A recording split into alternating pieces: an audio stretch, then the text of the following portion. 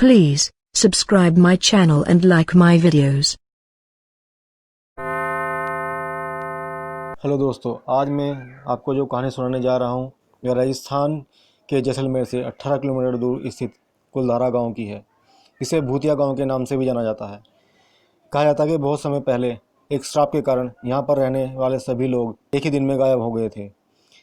तो आज की कहानी इसी के बारे में है। कहानी शुरू होती है 7 स्टूडेंट से, जिनमें 3 लड़कियाँ और 4 लड़के थे, जो एक कॉलेज में पैरानॉर्मल रिसर्च की पढ़ाई कर रहे थे। किसी ने उन्हें कुलधारा गांव के बारे में बताया। उन सभी ने उसका मजाक उड़ाया और हंसने लगे। लेकिन उस आदमी ने कहा कि अगर तुम वहां पर जाकर वापस लौट कर दिखाओ तो मैं मानूं। उनकी बात सुनकर वे सातों के सातों वहां जाने के लिए तैयार हो गए। उन सभी के नाम, जिनमें 3 लड़कियां थीं, रीना, अंजलि और स्नेहा, और 4 लड़के, जिनमें राजीव, अरविंद, रोहन और राजेश थे। जब वे कुलधारा के पास पहुंचे तो अचानक से अंजलि को गाड़ी के सामने कोई आता दिखाई दिया। उसने जोर से चिल्लाया, गाड़ी रोको। तभी राजीव तेजी से ब्रेक मारता है और वे सभी अंजलि से कहते हैं, क्या हुआ Anjali, what's wrong with you. तभी अंजलि उन्हें बताती है कि शायद कोई गाड़ी के नीचे आ गया है। वे सभी उतरकर गाड़ी के पहियों की तरफ देखते हैं, लेकिन वहाँ उन्हें कुछ भी नहीं मिलता। वे सभी कहते हैं कि अंजलि ये तुम्हारा वहम होगा, और उसका मजाक उड़ाने लगते हैं। उसके बाद वे दोबारा से अपने गाड़ी में बैठकर कुलधारा के लिए निकल पड़ते हैं। वे सभी कुलधारा के पास ही एक छोटे से होटल में रुक गए। उन्होंने वहाँ कुछ देर आराम किया और उसके बाद कुलधारा जाने का निश्चय कर लिया। वे सभी अपने सभी पैरानॉर्मल इक्विपमेंट के साथ निकल गए। जब वे वहाँ पहुँचे तो उन्होंने देखा कि वहाँ पर सारी जगह अंधेरा था और तरह तरह की आवाज़ें आ रही थी। तभी उन्होंने पाया कि उनके बीच रोहन मौजूद नहीं था। वे सभी घबरा गए और उन सभी ने उनसे अलग अलग ढूंढने की कोशिश की।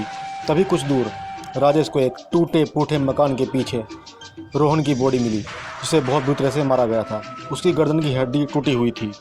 यह बताने के लिए राजेश अपने दोस्तों की तरफ दौड़ा, लेकिन तभी उसके सामने एक काली परछाई आ गई। उसने पीछे मुड़कर भागने की कोशिश की, लेकिन पीछे भी उसके सामने 3 भयानक प्रेत खड़े थे। उन सभी प्रेतों ने उसको बुरी तरह से गर्दन तोड़कर मार डाला। राजेश की चीख सुनकर उसके सभी दोस्त वहां आए।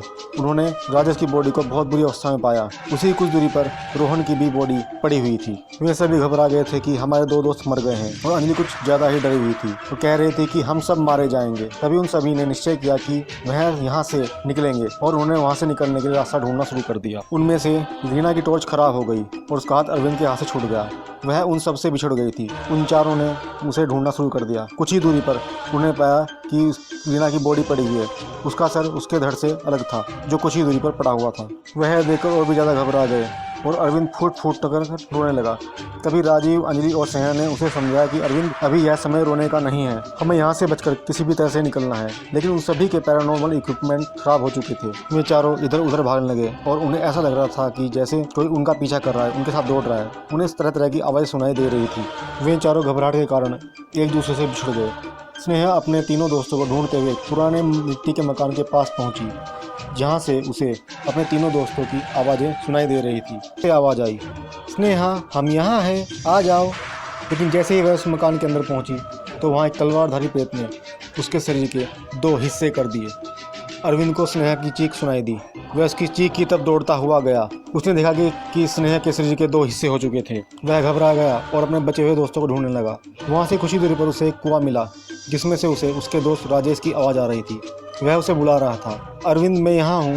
लेकिन जैसे ही अरविंद ने उस कुएं में झांका, 2 भयानक हाथों ने उसे कुएं के अंदर घसीट लिया और उसकी भी वहाँ दर्दनाक मौत हो गई। इधर राजीव और अंजलि डर के कारण घबराए हुए एक दूसरे को एक जगह पर मिल गए।